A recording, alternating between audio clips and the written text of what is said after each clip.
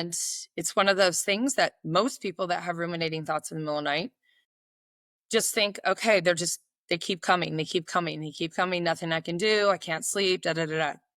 Well, there's ways we can get out of those super fast. I give them an entire checklist of what to do immediately. And I'll just brief you on them because I think that this is stuff that people are not aware of that you can do. And you can do this with massive ruminating thoughts, with trauma, with PTSD. And basically, it goes like this.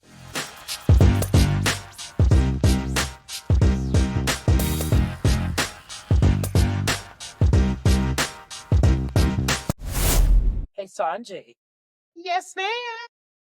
you matter. Look at you. Look at you. I love that shirt that you have on. You matter. I love that. Love that. Love that shirt. So I have a really cool shirt on as well. So my shirt says to be grateful, to be positive, to be kind, to be mindful. What do you think about that?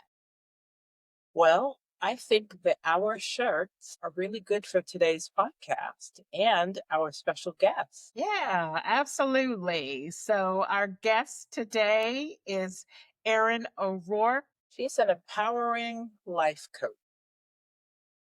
It's going to be really cool to hear what she has to say about the mind and how we can really make some changes in our lives just by thinking and doing things a slightly different way.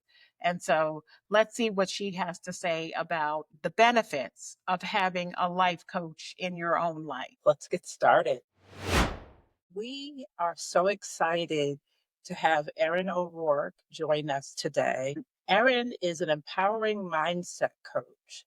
So I had to actually write this down, Erin, because you wear a lot of hats. So Erin's a certified life coach, a meditation and breathwork specialist, a Reiki master healer, Akashic practitioner. I hope I pronounced that correctly.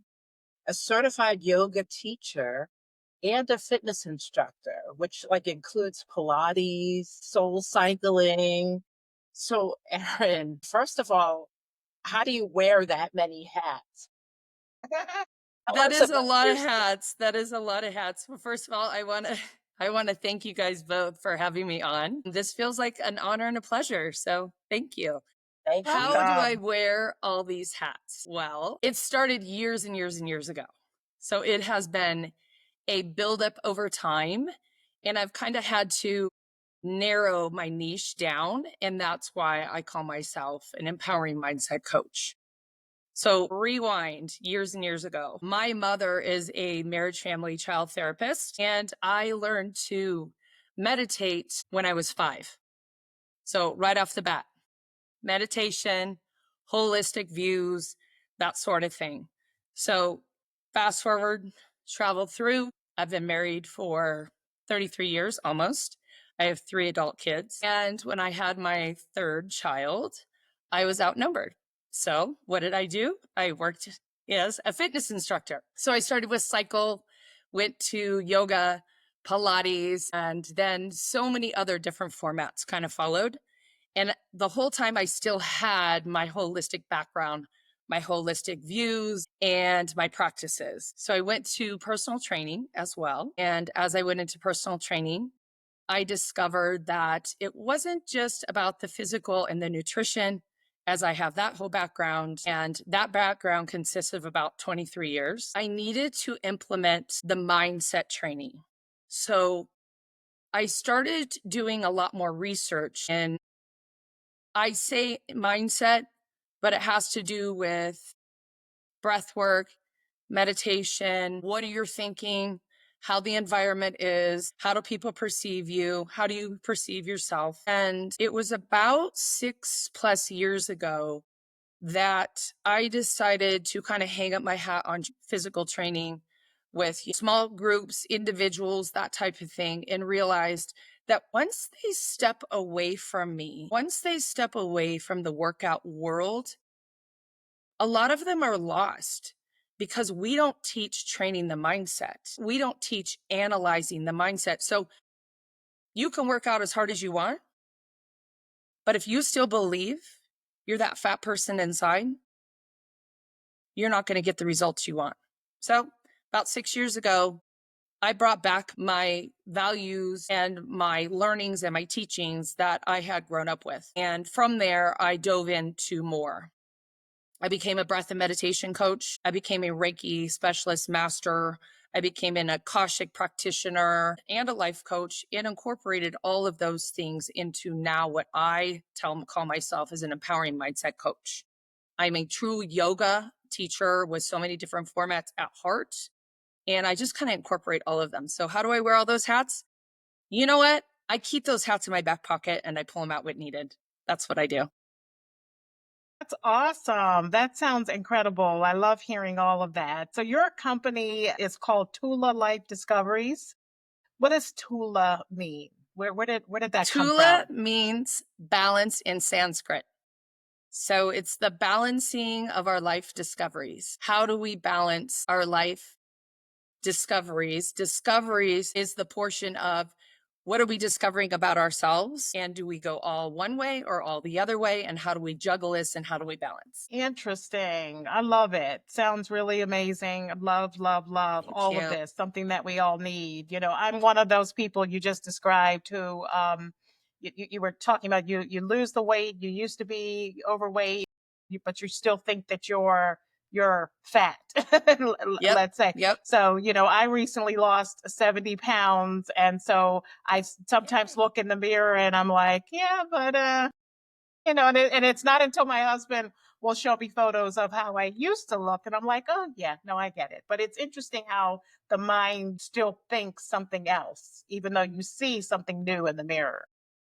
Yes. And limiting beliefs are one of the biggest things that I do work with. I work with a lot of different stuff with ruminating thoughts, with limiting beliefs, with generational cycles, and the breath and meditation and the Reiki and the Akashic and the yoga and all that. Those are just kind of tools to help along what we're really trying to break through. We're trying to break through the barriers. So as I discovered, working with people, training people, I could give them their nutrition and their recipes and tell them their workout routine, and I was with them day in and day out. But again, if you still believe something, if somebody told you something, you told yourself something that is deep, deep inside, that's something that needs to be changed. So limiting beliefs is one of the things that I work with, and limiting beliefs is something that is learned from a trusted person. So a belief can come from, a teacher, a parent, a pastor, a priest, a neighbor, somebody that you trust. And a limiting belief can come from yourself. So we have facts out there in the world like gravity. We know gravity exists. But as far as beliefs go, something that I am a nice person or I am not a nice person, I am a worthy person or I'm not a nice person, can be taught through our life at any given time. And they can be taught so simple. It doesn't mean necessarily that somebody says to us, you're not worthy, and all of a sudden you suck it up and you take it in. It could be something as you were number 3 in the lineup of 5 children. And every time you came home from school, you wanted to show your mother your project and she didn't have time for you. And you told yourself, you know what? I'm really not that important. And that stuck with you along the line. And even though you can say to yourself, no, I am important, it's still stuck in there somewhere, somewhere. So we break through those barriers and we realign and we redevelop into something that feels truly authentic so you can become your unstoppable self. Yeah, no, that's really, really clear to me. And I think the key word is trust, because anyone can tell you anything. And if it's just a stranger on the street, you could just kind of like blow it off. But to hear it from someone who you trust, that really does kind of stick with you a little bit deeper. And so that, I'm assuming, is tied to what ruminating is. Like if someone doesn't really know what ruminating thoughts are, like how would you describe it? So ruminating thoughts um, are just the repeat again and again and again. And yes, it could be a limiting belief, but it could also be from trauma. It could also just be from, a to-do list in your mind, or a work, or an argument with, a family member or a friend. A ruminating thought is anything that just comes to you again and again and again, and you just cannot break through it. So women have about 80,000 thoughts a day, and men have about 60,000 thoughts a day. And in those thoughts, about 80% of them are repeat thoughts, which is a ruminating thought. I mean, it could even be a ruminating thought of, if you have a tendency to be a little bit OCD, like, I got to straighten those pillows. I got to straighten those pillows. I got to straighten those pillows. I got to unload the dishwasher. I got to unload the dishwasher. So about 80% of our thoughts are ruminating thoughts, and about 90% of those thoughts are negative. So yes, limiting beliefs can be ruminating, but ruminating thoughts can be all during the day of all sorts of things. The same scenario of getting your children off to school, how that scenario plays out to you, and all of a sudden the anxiety builds up because you continually think about, like, we got to go, we got to go, we got to go. You don't have your shoes on, your clothes, da da da da da da da da. Or it could be from, let's say, trauma. Let's say you were in a car accident, and that ruminating thought of the car crashing again and again and again. Or some of my clients have catastrophic thoughts, thoughts that shouldn't be entering in our mind, but they do anyways. So any of those can be ruminating thoughts. That can be all day long. That can keep you awake at night. That can keep you from focusing. That can keep you from just enjoying a mindful moment. So through mindset coaching, we learn tools to eliminate those and to help you process them as well. Erin, why do you think that it's women who struggle with this more? A lot of the self-doubt and just that talking over and over. Why is it women who seem to have that more? Well, I believe that, first of all, it's inherited. It's in our blood. It's in our blood. I mean, I'm not saying that it is a fact that women have more ruminating thoughts, but there are differences in women and in men. I mean, men have more muscle mass, women have less muscle mass.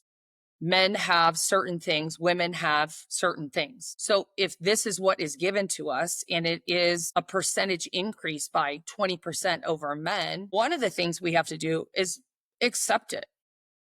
We just need to accept it. So why do we have more? Probably because we were born that way. That goes in also to some generational cycles. As we come into this world, it would be amazing to say that we're all exactly the same, but we're not all exactly the same. We came in with our own personalities, our own DNA, our own thoughts, our own chemical balances and imbalances in our brain. And the best example that I can give is identical twins. They look exactly alike, they talk exactly alike, but their personalities are completely different. So where does that come from? They came in with something. So if you go back to when we are born and when we are raw, we still come in with something. And then our environment changes us. Our parents are there, whether we have one, whether we have two, whether we have multiple. Then we have siblings, the hierarchy. Are we firstborn? Are we lastborn? Is there 10 kids? Is there 2 kids? Are we an only child? Our environment. And our environment isn't just where we live. It is also, the dynamics, what hierarchy are we in our education system? Where are our parents? How many family members do we have? That's all added into our environment. And that's why I believe that it comes to that midlife crisis, so called, because it's our environment that has developed us for so long. And we have been pushing it aside and blocking it and pushing it aside and blocking it. There's some truth to when a lot of times people look back at their childhood and just like, oh, I wish I was young again, fancy free and enjoying life, because the environment has not pushed us into a certain direction. And when I say the environment pushing us to a certain direction, we're allowing it to happen as well for so many different reasons, including just knowledge alone or lack of knowledge. So why do women have more? Probably because that's what we were born with.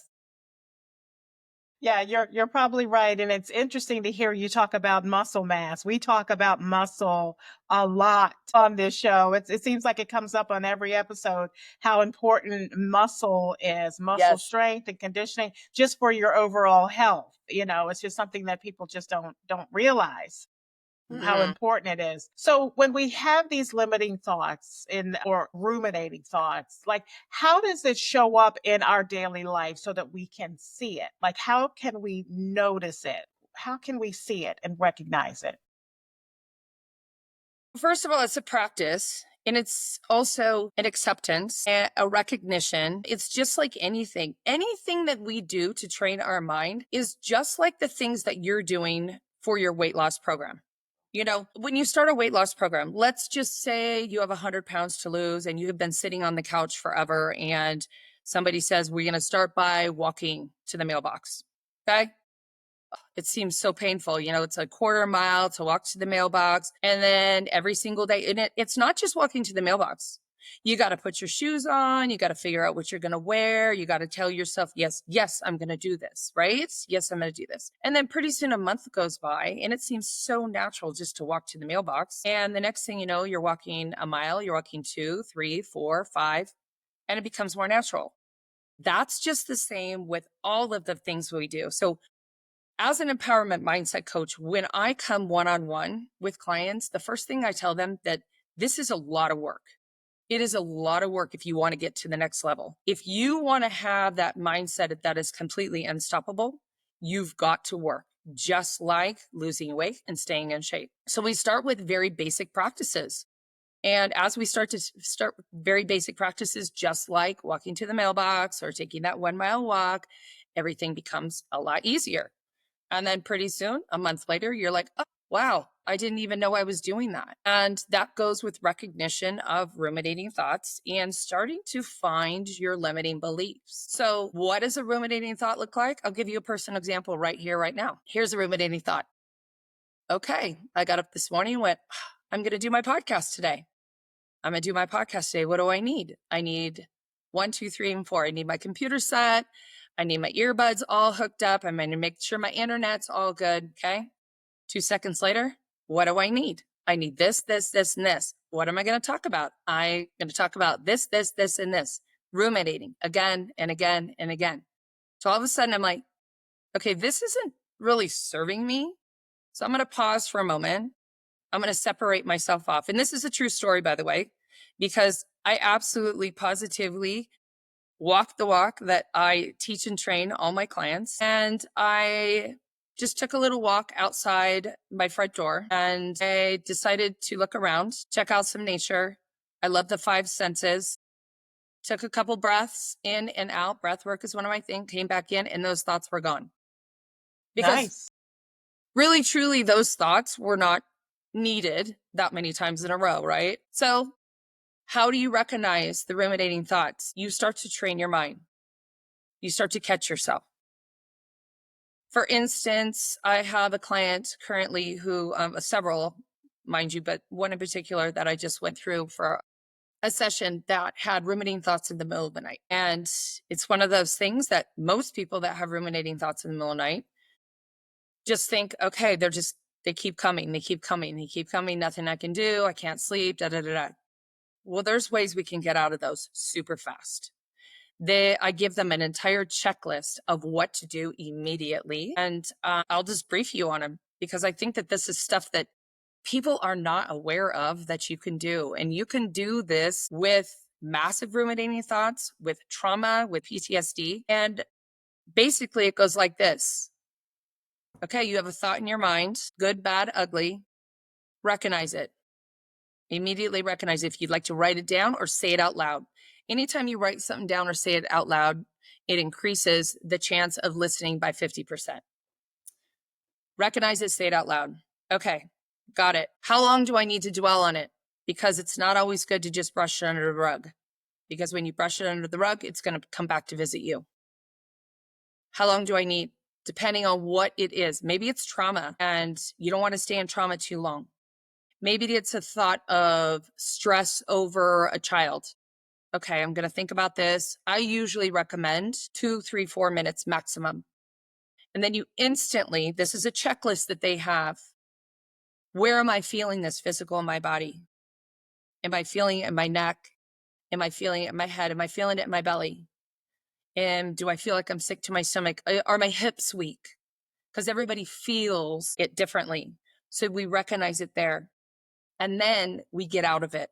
When we get out of it, there are things to get out of it, which basically reset the nervous system. And there's different ways. There's soft ways and there's hard ways, depending on what that ruminating thought is. So if we need to get out of this quickly by resetting the nervous system, resetting the vagus nerve, I will tell them to do something like jump up and down, scream, put their hands in ice cold water, put their face in ice cold water, pick up some weights right by you and start going vigorously with weights, jumping jacks, go out on the street and sprint, something that's going to just shock it out. You can shake your head. Now, something a little bit softer would be the breath work, a walk, mindful meditation, adding the senses in, changing the direction of your eyes, artwork. Maybe you've got some crocheting or sewing right at hand, painting, even mundane work like emptying the dishwasher, doing some laundry. Those are little softer ways to get out of it. And then once you get out of it, I always recommend taking a moment to journal. Journal whatever you want to journal. And there's no right, there's no wrong. Journal. And in your journaling, if you just want to doodle, doodle. If you want to write down words, sentences, paragraphs, love, hate, whatever the case may be. And then you close the book and you're done. So even in the middle of the night, I'll have them do that. So here's the difference. Most people just think this is always stuck in my head. It's never going away. I'm going to live with it. Brush under the rug. Or get a little science base behind it, which is reset the vagus nerve, get some healing behind it, and add in the holistic side of it with the journaling. That's just one of the many little tricks that they learn. It's just so interesting. Yeah. It's Fascinating. stuff out there you never thought existed, huh? Yes. Yes, I know. It's amazing. It is absolutely amazing. Especially the shocking yourself, like the cold water, Yeah. putting your hands in the cold water, doing something like that in the middle of the night. I wouldn't even think that. No, me neither. Yeah. I mean, you want to go back to sleep, right? Yes. Yeah. And then on top of that, they learn how to go back to sleep.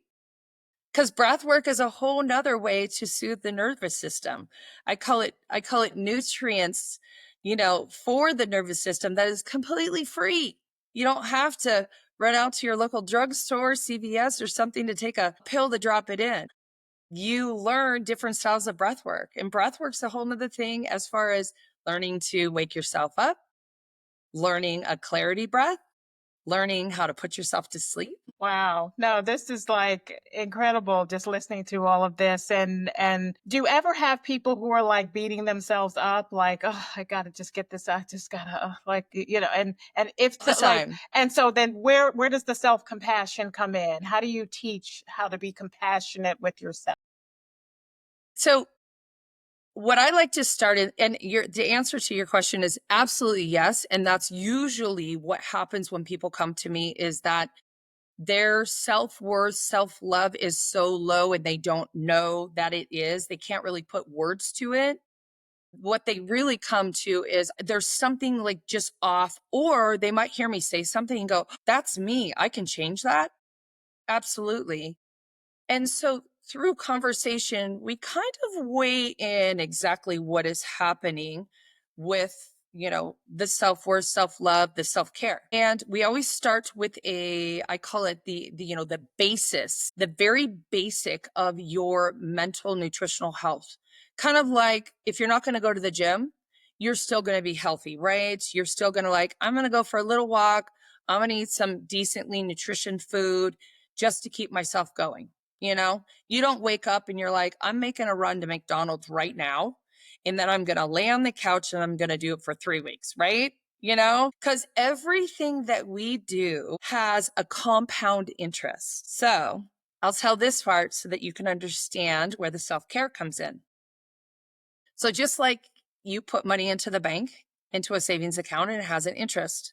You put $1 in, and every single day you put $1 in, and at the end of the week, you have more than $7. You have $7 and change because of the interest.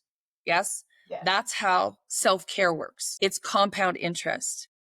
So every single day, you add into your self-care and the interest goes up. Or opposite, every single day, you don't add into self-care and the interest goes down. And the best way that I can describe that is, let's say you eat a bowl of ice cream one night and you're like, the next day, you're like, I didn't gain any weight. I feel pretty damn good. I'm going to eat a bowl of ice cream again. Doesn't seem to be affecting me. The third night, you're like, I don't know if this is affecting me, although I didn't sleep very well, which most people won't recognize. God, my skin doesn't look as good. Why are my shoes fitting tight? Inflammation. And then maybe 14 days down the road, you've eaten your 14th bowl of ice cream and your pants don't fit. Your eyes are starting to look a little bloodshot. You feel a little puffy because of the sugar type thing. It's the interest that goes along with it. So let's rewind it with the self-care. So what I like to do is I like to start all my people off with the very base of self-care in the morning. In the morning is best because your brain has had time to rest and your body has had time to rest, even if you didn't sleep well. So we go through a whole series of what's going to bring your vibration up. So we're all made up of energy. Everything is made up of energy and we all vibrate different. And the vibration is what causes us to be happy or to be sad. The vibration is what causes us to have anxiety or to be calm. And so if we can set a base value where our vibration automatically comes up, and by the way, this is science-based out there, that we do vibrate, and we set that standard, then anything that comes our way during the day, we have a higher chance of conquering at a more clarity level. So we decide to vibrate with higher vibration in our practices and we're here, or we decide to stay lower. And all of a sudden, let's say we come into a traumatic situation. Who's better dealing with that? Somebody that's already brought their vibration up or somebody who has neglected it? Okay. So we start with the basis and I give suggestions, and through the coaching, I always say there's no right or wrong here. We're going to find something that works for you. And guess what? It is actually super, super enjoyable. So what do we do? Oh, sometimes a moment of silence, like 60 seconds of silence, I might start them with. Or if they're a little bit more experienced, I might start them on a 5-minute meditation, followed by different styles of breath work. And we choose the breath work for where they are. It might be a clarity breath of inhale 6, hold your breath, exhale 6. And there's a whole reason for holding your breath. Or maybe they are tired and they need to wake up. And I would ask them to inhale for 8, hold their breath, and exhale for 4, which is an awakening breath. And we write down a whole list of homework. I call it own work, added by affirmations, and we tailor the affirmations exactly to them. Sometimes it's just one affirmation. Sometimes I'll make them do the extra homework and Google the affirmation. And the affirmations have to be true. The affirmations have to sit well with you. So for instance, if there is a 500-pound human being and their affirmation is, I'm a hot, skinny woman, and they tell themselves every single day, I'm a hot, skinny woman, I'm a hot, skinny woman, but they don't really believe it because they look in the mirror and they're like, I'm 500 pounds. So what do? We change it. We call it bridging it. I am working on becoming healthier. Every single day, I reach a bigger goal type thing, and then followed by gratitudes, because gratitudes are a real thing. And by the way, affirmations and gratitudes written or said out loud increase your body and your mind and your heart and your soul to listen by 50% more. So you want to say, you don't want to just think them. You don't want to keep it to yourself because words are vibration. So you want to keep saying it out loud. Gratitudes. And I usually ask them not to say the obvious. Oh, I love my family. I love my husband. I love my wife. I love my house. Let's get down to the stuff that really makes your life powerful. Yes, those things do, but I love a good cup of coffee in the morning. I love to snuggle with my dog. I'm thankful for being able to walk outside in the sunshine and feel the sunshine on my face. Things that really have powerful gratitudes to you that you cherish every single day, but sometimes you neglect to really think about and say those words. And then we go on from there. There is, different ways to journal, and I send them introspective, questions, and something as simple as, what is your goal for today? How can you achieve your goal? How can you progress in your journey? So we give them those base values. I usually like to start out with a 5 or 10 minute ritual in the morning, and they get to pick and choose what they like to do. And then from there, we build it up. And what I like to tell people that seems to be happening all over the world is that the more they practice this, the higher their vibration goes, it starts to spread out into their environment. They walk into the grocery store and they have random people coming up to them. They walk into a room and people say, like, what have you been doing? You look fabulous. And it's all about your vibration. And when your vibration goes up, the internal love increases. And the internal love is actually the base of all of this, because that's what we were born with. And so as your vibrations go up, I can imagine, so that's where the confidence goes up, because, there's one thing to have the self-care, but then there's the self-confidence, which are two different things. So as you're vibrating more, I'm assuming that your confidence increases. Well, as you're vibrating more, you're able to conquer different things, and confidence is another one. So bringing your vibration up actually allows you to have not necessarily more confidence, but more clarity. And when your clarity is there, we're able to pick away at the things that are blocking you. So confidence is one of those things. It's not just easy, like, okay, how can I get more confidence? Okay, I'm going to go to the gym and work out. Okay, I'm going to say my affirmations in the morning. Okay, I'm going to stand in front of the mirror and say, I am an amazing human. Sure, those things are great. But confidence and lack of confidence actually comes from much deeper things. Why is there a lack of confidence? Does this go back to a generational cycle? What? Your mom didn't have confidence? Your grandmother didn't have confidence? Did somebody tell you something that beat you down a little bit? Did you tell yourself something? Did you come into this world? Did your soul come into this world already with the lack of confidence? So yes, we look at confidence, and bringing your vibration up does not increase your confidence. It increases your clarity to help you identify why your confidence is low. And it's not so much of, well, your confidence is low because of that last boyfriend you had was really hard on you. Okay, that last boyfriend you had that was really hard on you, that was just a lesson in life. That was a gift that was given to you that you need to now open your eyes and go, why is that happening? So your confidence goes way deeper than that. I love what you were talking about with the affirmations.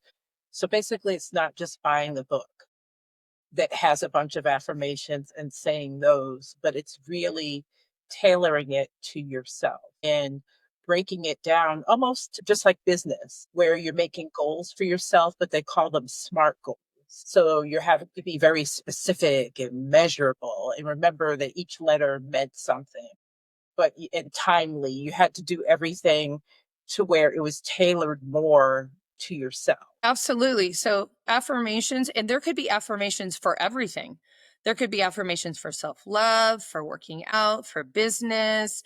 And then if you wanted, like, another aspect of bringing in the self-care, looking at the goals, looking at the confidence, is manifestation and visualization. And that could be through a journal, that could be verbalized, that could be through meditation. Because again, manifestation and visualization, you know, intertwined with affirmations, intertwined with journaling, and intertwined with true self-love is actually what gets you to your ultimate goal. So a great example is your podcast. I'm just going to say a few things, and I'm not saying that this is anything about you, but these are examples. All right. So for instance, you started it and you may have had hesitation. There may have been like, can we really do this type thing? Is this going to work? What if I blow it? What if I say the wrong thing? What if we get some crazy guests?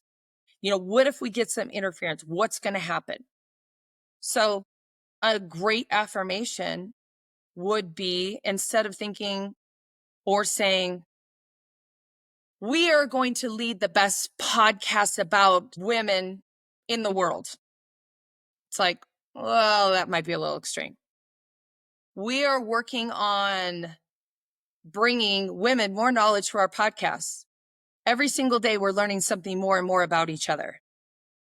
Every single day, we're going to do a little bit more research to find those perfect guests. Does that make sense? And then on top of that, working with some manifestation, visualization, actually pausing and sitting there and imagining from beginning to end, sitting there and going, what am I going to wear?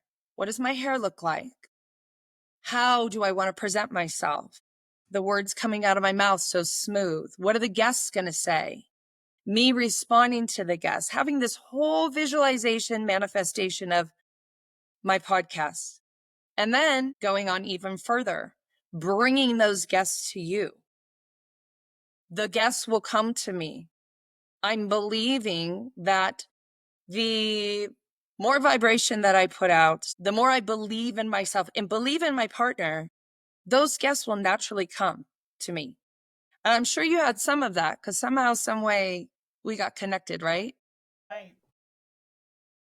Yeah, that's really fascinating. So it sounds like you need to have a lot of conversations with yourself on a daily basis, and not only on a daily basis, but constantly. Yes, in a safe, good way.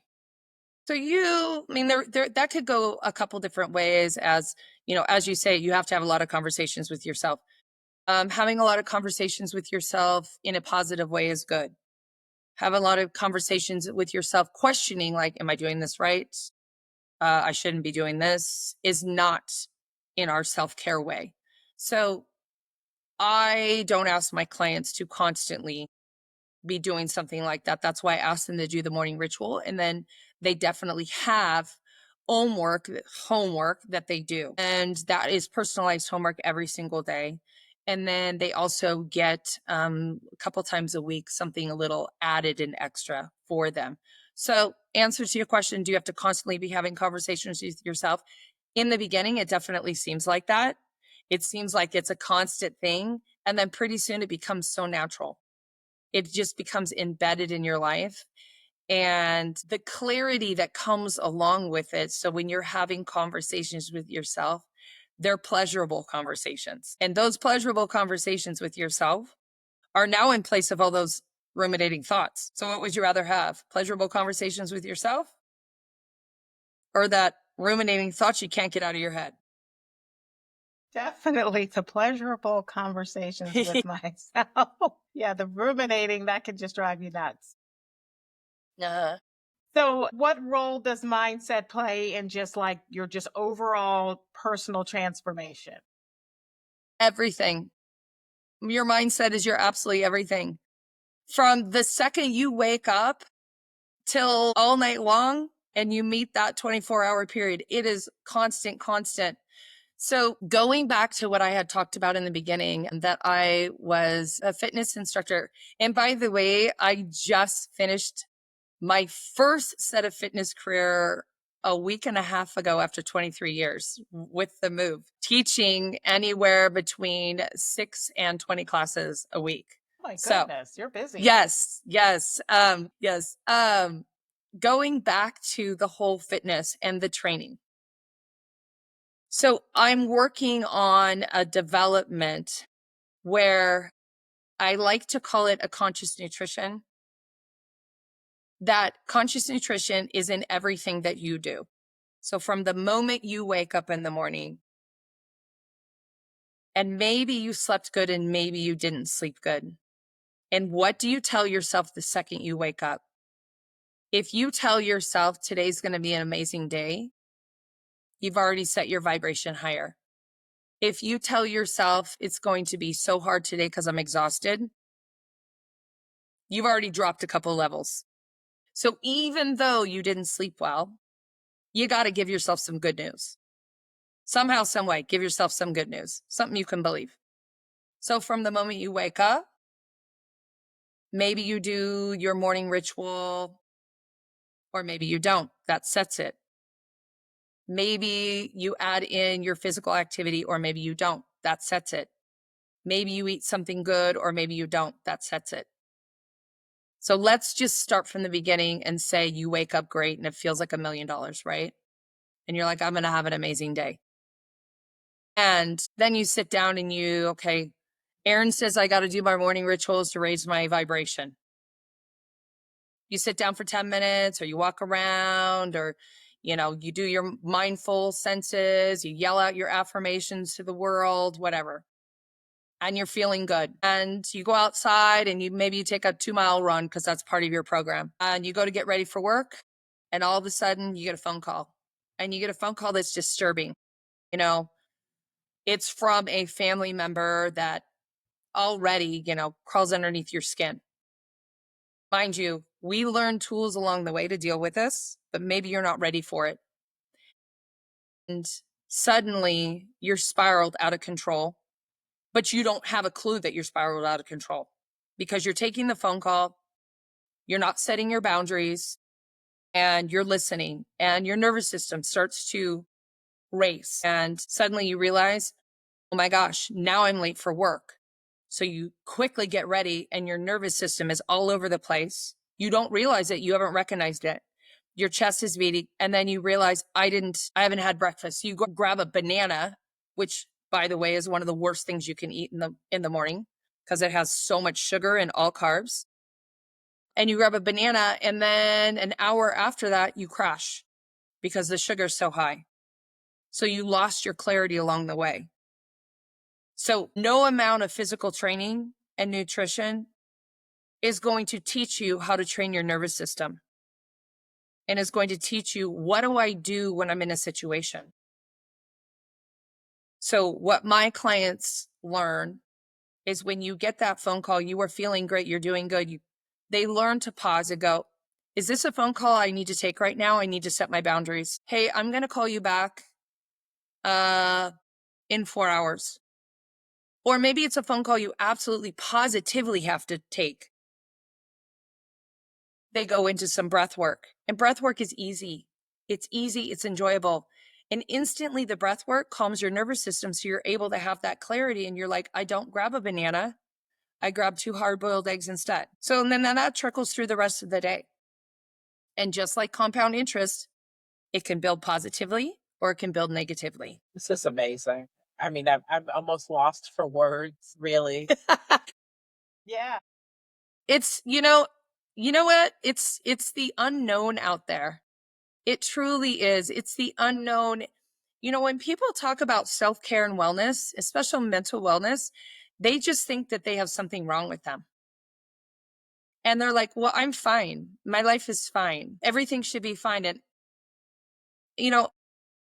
what I haven't told you was the true basis of how I decided to really become vocal about this is about, I keep losing track of time because the time goes by so fast. So about 6-7 years ago, so I have 3 adult children.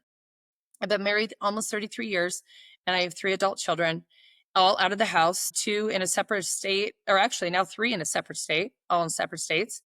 And I was extremely active mom, and it was the mutual agreement between my husband and I that I can be a fitness instructor, which by the way makes 0 money at all, and completely volunteer everything all the time because that's what I love to do. So I was team mom for everything. I taught yoga to, the high school kids, to the soccer teams, varsity girls, JV, boys, football for years. And I can't even calculate the years, probably 16 years.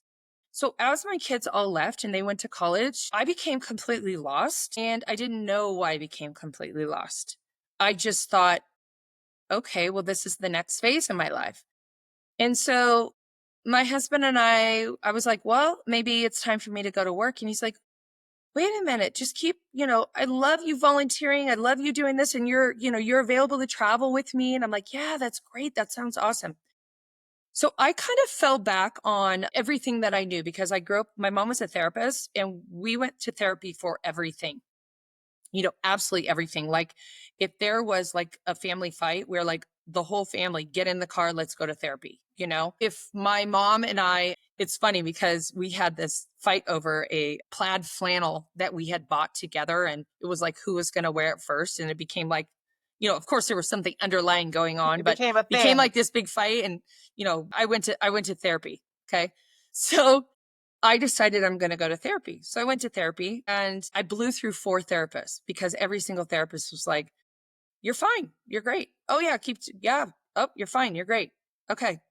Until I went to a life coach and I had been mentoring and a mindset coach on a volunteer level for years, but I went to my personal life coach and like I say, walk the walk. And I still go to a life coach off and on for my own direction.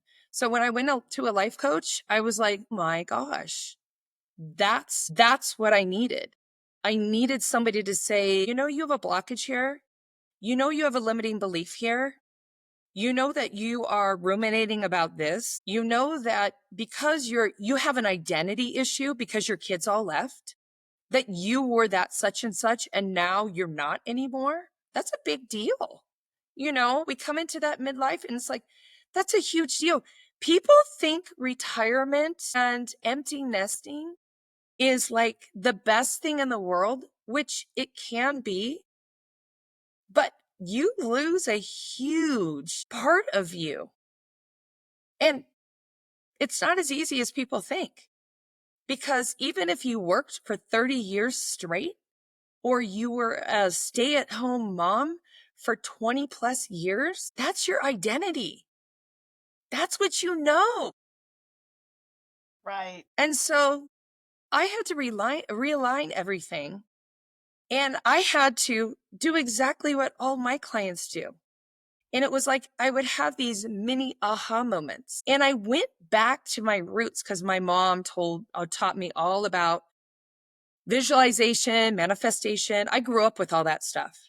But you know what? Going back to the whole mental wellness, we kind of push that aside because that just means there's something wrong with you, right? Right. So why not be the healthiest mindset you can possibly be? So you can conquer absolutely everything and you can be that 100% unstoppable person. And by the way, all those successful people out there, those politicians, those superstars that you look up to, they all have life coaches, by the way, or mindset coaches. Yeah, they have to, because how else are you able to navigate through life? And what I like about your story is, as I was listening, it's my story as well. Haven't been married as long as you. We're coming up on 25 years, but the same thing, 25 years of marriage, 2 boys, both are now in college, but before they went off to college, I was the super mom. One of my sons was on 2 swim teams. He was swimming clubs, swimming high school. And so I was the mom who was always, driving, navigating, traveling, doing everything tied to the swim world. And then my other son, doing his activities as well. And then now one is in Georgia, one is in Louisiana, and I'm here. So it's like, okay, but all of these years, my identity was tied to them. And so now who am I now that they're gone? And so that's just the common story for those of us who raise kids and now they're gone. So it's great that you are that coach who experienced it and now you can help people kind of navigate through that. And one of the questions I had for you was to share a story about someone in your practice who experienced all of these things, went through something big, and maybe it is the empty nest, and how they were able to transform and get out of it? Maybe you're the client. Maybe you taught yourself. I don't know. I would say that every single one of my clients has some sort of something in there. So mindset life coaching is not therapy. It is not therapy. We don't sit through our sessions and you just talk about how sad you are the whole time and think that that's where it ends. That is not it. We start from the present and move forward. Now, that doesn't mean we don't go back to the past and have to dig something up. We might have to go back and be like, aha, that's where that limiting belief is. Aha, that's where that generation cycle is started and continues, and it's your job to stop it. Otherwise, you're going to keep passing that generational cycle. So I would say that all of my clients have all of it in some form or another. It is just kind of starting to identify the level of each one of them. Some of my clients, their ruminating thoughts is overtaking. And tell you the truth, ruminating thoughts is one of the easiest things to get rid of. Literally one of the easiest things to get rid of. Limiting beliefs can be more challenging depending on, how they grew up. But then also just understanding your self-worth. I do this exercise. Okay. So I'm going to do it with you. Okay. I want you to pause for a moment. Pause. To yourself, name your top 5 people that you love. Okay. Karen, you good? What number were you? Ooh, I wasn't on the list. I didn't make the list. I'm sorry. So there you go. There we go. Make the list. Yes. So number 1, you're always number 1. You are always the number 1 person in your life, the number 1 person to love. Without you, nobody else can succeed to their highest. So that will be the first thing that we discover with each person on a scale of 1 to 10. How much do you love yourself? And sometimes it's low. Sometimes it's a 3 or 4. Sometimes it's an 8 or 9. And then all of a sudden, 2 weeks in, they realize it's a 5. Yeah. Telling yourself the truth is huge. Being authentic with yourself is the truth. It's one thing to be truthful to everybody else, which we know we're not. But being truthful to yourself is the biggest challenge, because when you're truthful to yourself, then we can dive in to all the little things that need a little lift, a little heal, a little love to bring yourself to the next level. That is really fascinating. Wow. So I love the fact that you're incorporating these exercises. Is that what makes a life coach different than a therapist, like a psychologist? Because if you know that you need help, it's like, oh, do I go to a psychiatrist? Do I go to a psychologist? Do I go to a life coach? Like, what is the difference? Is it the exercises? I believe that everybody is a little bit different as far as life coaching, because there's so many different life coaches out there. And when I first started life coaching, I kind of had like the basis of life coaching. Okay, this is what a life coach does. And honestly, I call myself an empowering mindset coach. I don't call myself a life coach because, as Karen talked about in the beginning, I wear all these different hats.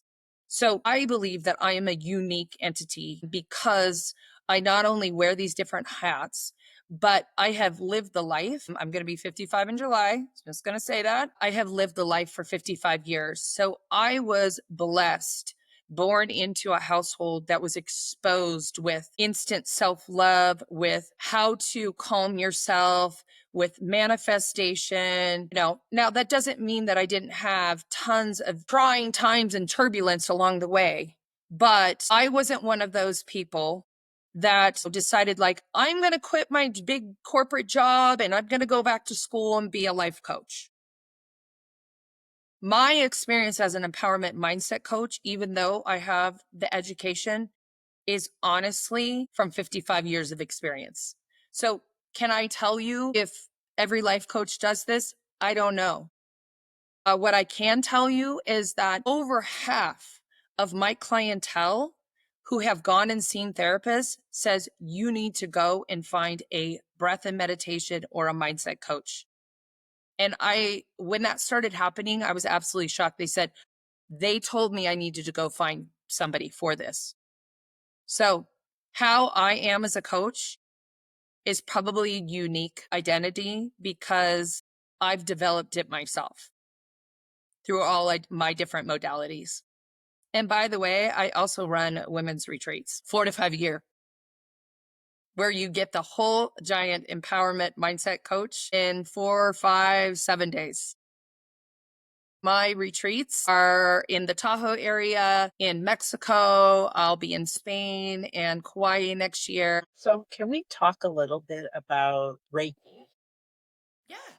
and Akashic practitioner? Because Reiki, I have heard of. I heard about it, I would say, gosh, it's been years. And it's always something that seemed really calming. But the way I perceived it is that pulling that negative energy and bad thoughts and all from your body.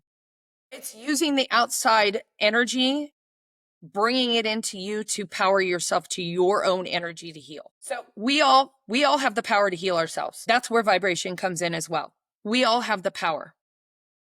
It is an outside practitioner helping that person to heal themselves. Now, that outside practitioner can sense things and can feel things in their body where they're storing things. It can also help them release. The practitioner is not releasing it. Their client is releasing it, but they are infusing to help them release it. You may see somebody like they might be lying down on a table, and sometimes Reiki practitioners use their hands or just hover above. And that's where vibration comes in, where they can feel it all along their body. They can feel it from head to toe, and they'll start to sense, have you had, what are you feeling in your, your chest?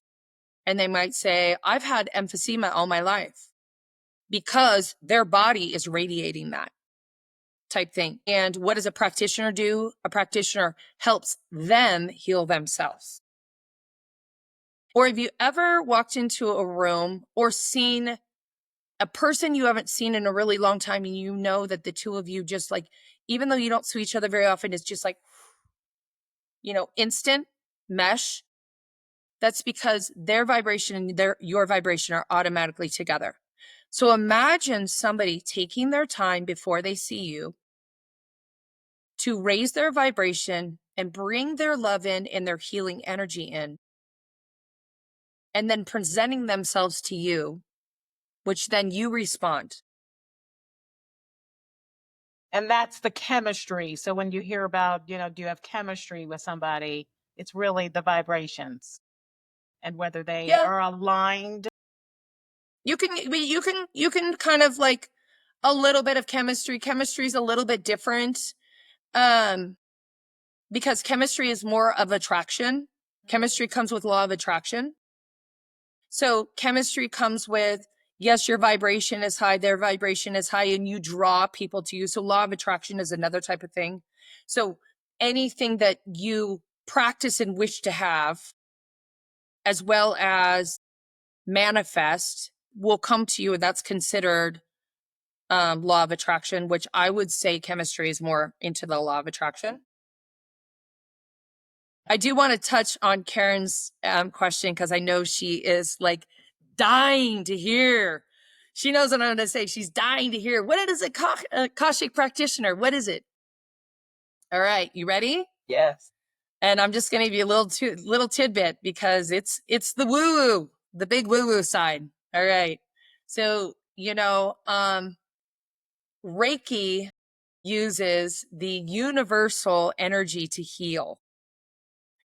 Akashic uses above and beyond the universe, all the way into the ether, and it taps into the encyclopedia of people's souls. So you were born somehow, some way. Your parents didn't develop your personality. You had a personality. You had a history. You had, for lack of better words, a life before you entered, because we're only physical beings here. Okay, we're only physical. You had something else. Well, that's where the encyclopedia of your soul comes in. So, and as an Akashic practitioner, we help facilitate understanding and reading the encyclopedia of your soul. That's deep. Real deep. My goodness. I'll just keep pulling my tricks out of my pocket. That's really, really deep. And speaking of deep, what about those who have really deep challenges? And, what about those who've experienced like severe trauma? A person, just going to throw it out there, someone who was like raped as a child, or someone who Mhm. was just abused. Let's say, Mhm. or someone who's going through domestic violence right now. They're dealing with really deep challenges. What do you do to help them to reset? Well, first, I screen and have a discovery call with all of my people. So if somebody is currently going through domestic violence, I am not their coach. This is not for me, not for them. They need something bigger. Not every single person that comes to me, we are a match. They could be at a different level that I don't have the education for. And that would be a perfect example of somebody like, if you're going through domestic violence right now, I'm not going to pretend that I am the person for you. Okay. And that goes with my retreats as well. So depending on the severity, now, you know, there are several of my people that I have worked with that have had extreme trauma in the past. And if they've gotten this far, yeah, we can get through that.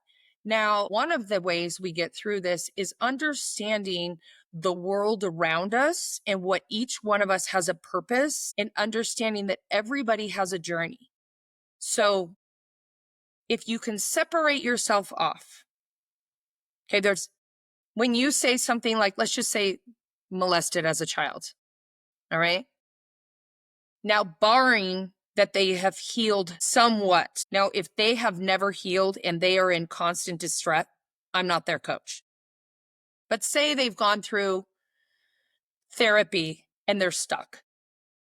I'm right there to start in with the next round and understand that if you can separate yourself off from the fact that you were abused and look outside of that and see what's actually happening to the child and the person, and understand that each one of them was brought on this earth for something, and each one of them has a different journey. And then when you look at the actual abuser and understand what their reason, their sole purpose was in life, for one, and what trauma they endured or environment they endured, that oftentimes helps the victim understand why they became the victim. And then as they're the victim, understand that what their role is. What is their role? Yes, they were the victim. And your first is acceptance, because if you don't accept, you can't move on. But then working through what is going to get you to the next level. Is there hatred? Is there anger? Is there ruminating thoughts? And then we pick apart each one of those and work with them. That's really responsible of you to say, I'm not just taking on everybody and anybody. No. That is not my role in life. My role in life is to be a healer for the ones that do come to me, that we have that law of attraction and chemistry, like you would say. And it's amazing actually what happens, because every single one of my clients and my retreat guests that come to me in somehow, some way, and I can't even tell you where they come from. Sometimes I've met people in Florida and in Dallas and Mississippi. And as they come, there's that instant connection of, this is where you're supposed to be at the right time. The journey has now begun. They know it and I know it. And if for some reason somebody comes to me and that is not the case, if I don't feel that the connection is there, I will send them on their way and I will give them direction for somebody else, because I'm not a coach. I am not a facilitator that wants to bring on somebody that is not going to achieve their highest unstoppable self. So if I feel like that I'm not a fit for them, I will send them on their way. As well as when I place people in my retreats, each person that comes to my retreat, they cannot just sign up. They need to meet with me via Zoom one-on-one to see if they're going to be a fit for that retreat. So, Erin, I have Yes. a fun but silly but serious question for you. Good. Do it. Sage or not to Right? sage? That is, Sage or not to sage? yes. Sage or not to sage? All right. Here's how I feel about sage or not to sage. So I did sage, I did smudge my house, and yes, I did smudge my house, and it's fun. So I believe that the things that work for you. Okay, so I'm going to rewind this a little bit. In one of my yoga classes about a month ago, somebody came up to me and they said, "How do you feel about crystals?" And I said, "You know what? I think crystals are amazing, but I have not been able to dive into them as much as somebody else has. And that does not mean that they're not great." Okay. So I'm going to say that the same as the sage. Everything that you do has to be believable in yourself. If you would have asked me if I believed in smudging 5 years ago, I probably would have said yes, because my mother smudged all the time, by the way, all the way back for 50 years ago. So I would have said yes, but I don't do it as often myself. And then I started adding it into one of my modalities, and it became really authentically soulful for me. So, sage or not to sage, how do you feel? How do you believe? If you are like, "That's crazy," then it's not really there. It's kind of like prayer. It's kind of like walking barefoot on the ground for grounding. If you're like, "Well, Erin told me I'm supposed to go do this," but you're not really being mindful and in the moment and feeling it and loving it and accepting it, then it's not going to work. It's kind of like a morning ritual. If I say, "Try journaling," and you hate it, is it going to work? No. So, sage or not to sage? How do you feel about it, Karen? Well, I don't know a lot about it. It's just something that I've seen people do. And I think its purpose is to basically get rid of bad energy, or I've heard ghosts. And so that's kind of why I asked the question. And I saw you do it on Instagram with your new place. And so I wanted to ask about it. What is its purpose? What is it really supposed to do? Because I like the idea of it, cleansing and, renewing. Is that really the purpose? Yeah, it really is. The purpose is it's to it's to cleanse your area. It's to create a new, like, fresh environment for you. When you said it's supposed to get rid of ghosts and goblins. Yeah, some people are going to say that too, but I'm all about, if there's a ghost and goblin, I just want you to stay. Like, cuz we can have like an awesome conversation, cuz I would embrace that. So it really depends on like what you really want to believe. So, saging is not science-based like some of these other things. I'm not going to say if you sage your house, it's going to be this holistic, loved home. What makes that a loved home is you and your vibration and who else is in it. Now, for me, what I did by cleansing it, I'll give you a little recap of why that was important to me. I didn't just walk in this house and sage the house. I decided, so we actually got the keys to the house about a week before we actually moved in. It was important to me, and it's a 2-hour drive from my home, or my old home, I should say. It was important for me to create my space in my home. So I packed up a few things that before we moved, before the movers came, before anyone else was in here, a few things that were very important to me. And I drove up and was in my home by myself. I set up a few things. One of the things I set up was the block letter home. I set up a picture of my husband and I. I set up our large Bible. I set up my yoga mats and a few other things like that. So that setup, the moment I walked into the house, the feeling, the vibration that I had was already starting. So when I smudged the home, I was already in that space of love. I was already with the authenticity and the clarity Very similar, exactly like when I would go in for performing Reiki to a client. So I have set myself up. Now, the smudging came next. It was a ritual to me, kind of like getting down on your knees and your palms together in prayer. Okay. You might ask somebody, does that work? Before you go to bed at night and you pray, when you get down on your knees and your palms together in prayer. Now, there are some other, ideas about what the actual sage can do to the home, but that's just like a do you believe or don't you believe? For me, when I saged the home, when I smudged the home, it was a ritual and I was already in that space. I figured it was some type of cleansing property, but sometimes you see people doing it on TV and they're just saying things, jokingly about, oh, let's just get the ghost or the person who doesn't want to leave this place out of here. But yeah, I figured it was cleansing and healing.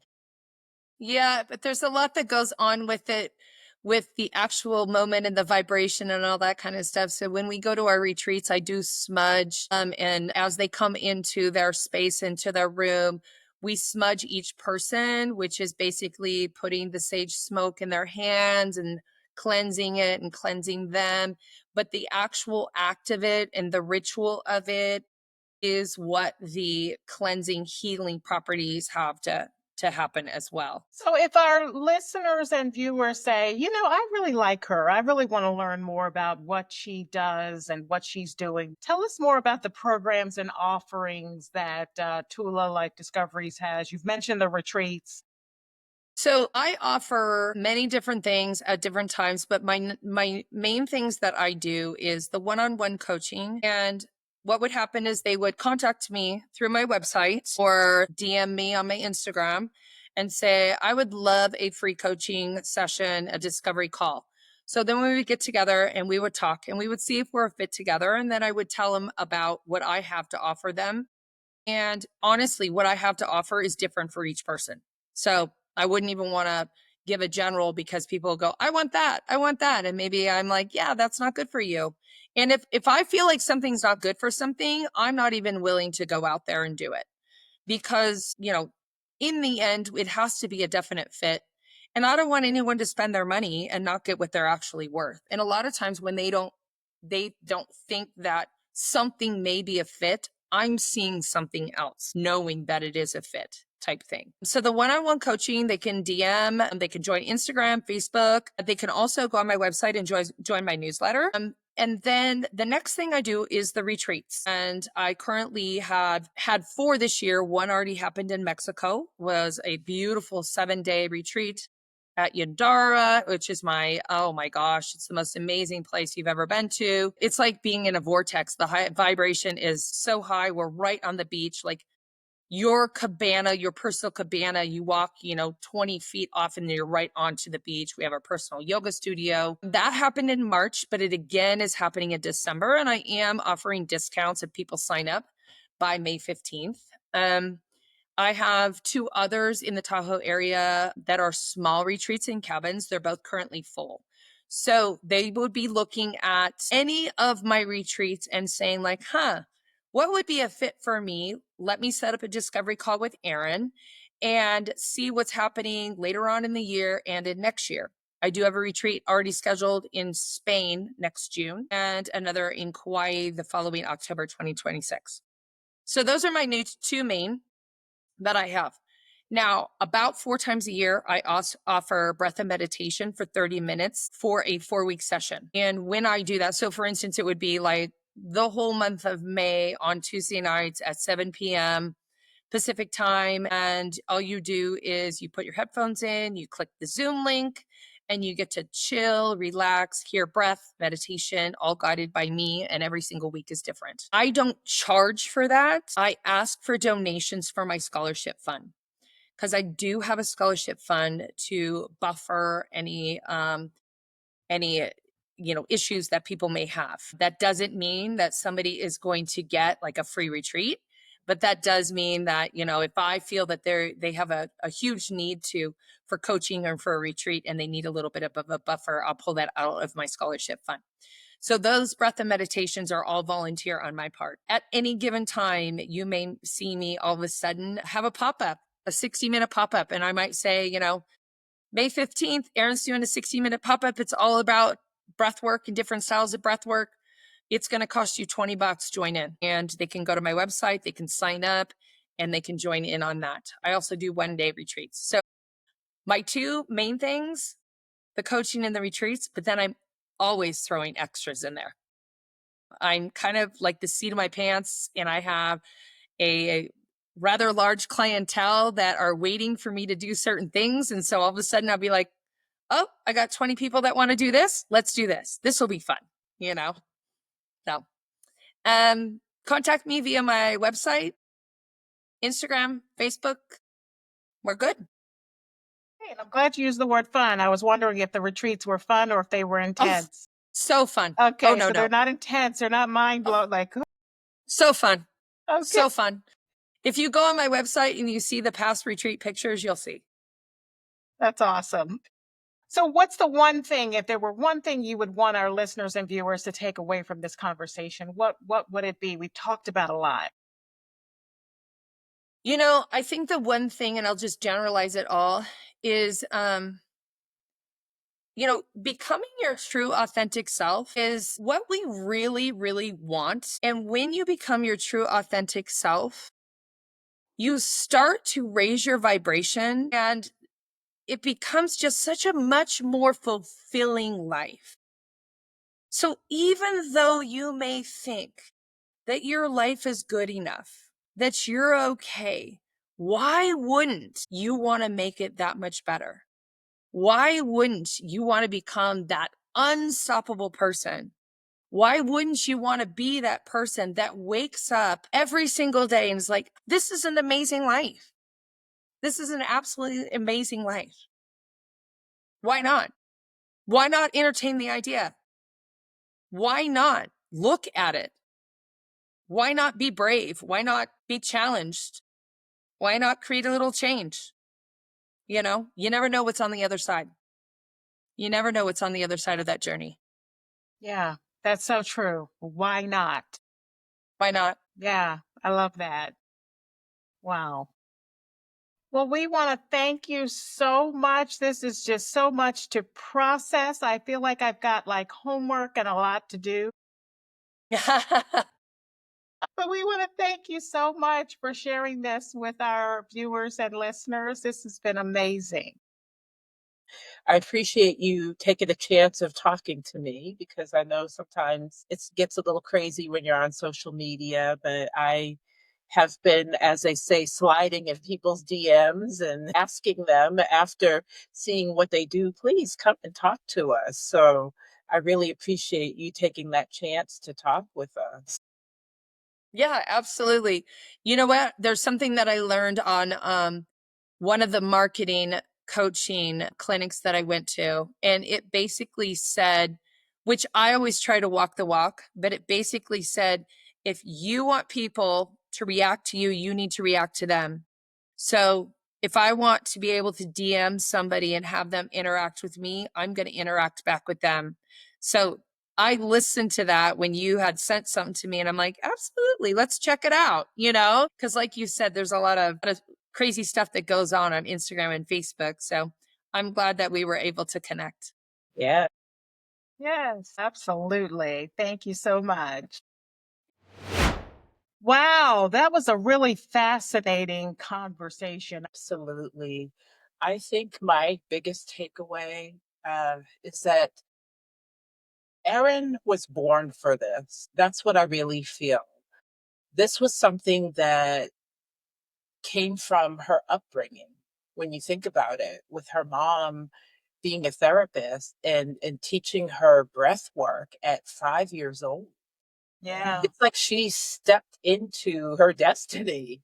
This is what she's meant for. And I think the way that she has educated herself and gone through different certifications and becoming a specialist and practitioner, it's definitely her calling. I agree wholeheartedly. This is something that you can just tell. You can feel it in her spirit that this is something that is a really, really big part of who she is as a person. She's not just a practitioner, she's someone who lives this. And that's a really big deal. And being able to share that with others is a really, really big thing. I really got a lot out of it. I'm still trying to process a lot of it and to really understand like what it is I need to do moving forward, because I would love to increase my vibrations. I would love to be that person who gets up every day and says, I'm going to have a great day, and then go out and live it. Because it's one thing to say it, but it's another thing to actually live it. You know, it's funny because I remember talking to myself as a kid all the time. And, my mom's a psychiatric nurse. So she used to joke with me, well, when you get an answer, let me know because there's a problem. But, I think that talking to ourselves, it's healthy. And so I'm glad that Erin talked a lot about talking to yourself and saying things out loud. And I'm going to be more mindful of that and really talk to myself out loud and try to lift my spirits a little bit more. It's not that I don't have any self confidence or anything like that, but it's more of trying to start my day off right with a better energy to myself instead of I'm always with the negative vibrations when I wake up. I have to do this. Oh, I have to go here. And I really and truly don't want to be that person anymore. I think that's something that changed me in this interview is trying to wake up and be a little bit more mindful of what I'm saying and what I'm putting out there and saying it out loud. Yeah, and it sounds like something that we need to do immediately upon waking, immediately just to start your day off right. All too often, the first thing that we do is we wake up and we go and grab our phone just to Yes. see, like, did I miss any calls? Is there any news? And maybe that's not a good thing. Those who wake up and the first thing they do is like maybe they pray, maybe they meditate, or maybe they talk to themselves. They set themselves up for the day that they designed with their words and with their thoughts. And I really like that. So I'm going to do a much better job. I'm really going to put this into practice. Me too. What do you think our listeners and viewers need to do? What do they need to practice? I would say practice the gratitude. Erin was saying maybe journaling's not for you. And honestly, I'm one of those people. I don't like to write things down, but I know that I can say it out loud. So for the goals and the things that I want and what I want to manifest for my life, I'm going to start saying them out loud. And again, don't have it be where, oh, I just want to be this skinny person, like she was saying, but really breaking it down. Today, I'm going to be more healthy than I was yesterday. And each day, just continue to give yourself those little stepping stones. You have to, what is it, crawl before you start walking and running. So giving yourself those little stepping stones, that's what I intend on doing. Practicing it by speaking it. Yeah, I agree. Let's do it. We're both going to do it.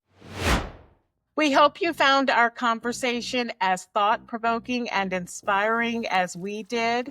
If you found the conversation enjoyable, please subscribe. Please leave a comment. Please text the show. There is a link in our description to text the show.